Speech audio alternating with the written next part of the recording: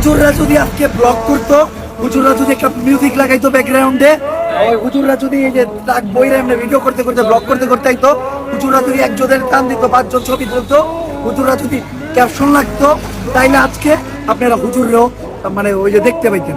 আপনারা অনেকে কমেন্ট করতেন এই দুর্দিনে আপনারা আগে গেলেন, ওই সেই আমাদের হুজুররা যারা ওই যে ওই আর্টিস্ট করতে গেছিল, ওই যারা ওই যে এই আন্দোলন এটা করতে গেছিল, ওটা করতে গেছিল।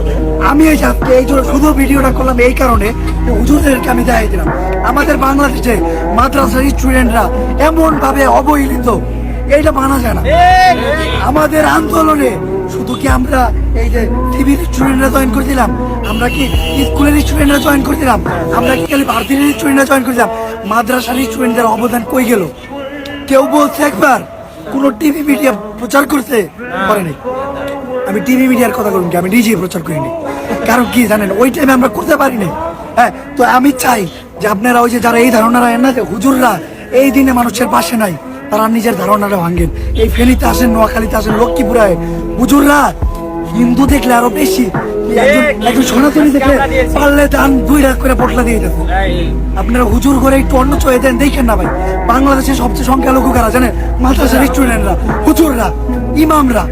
বাংলাদেশে ওই যে এখন কি নিয়ে আন্দোলন হয়, আনসার নিয়ে আন্দোলন হয়, হুজুরকে নিয়ে আন্দোলন হওয়া উচিত।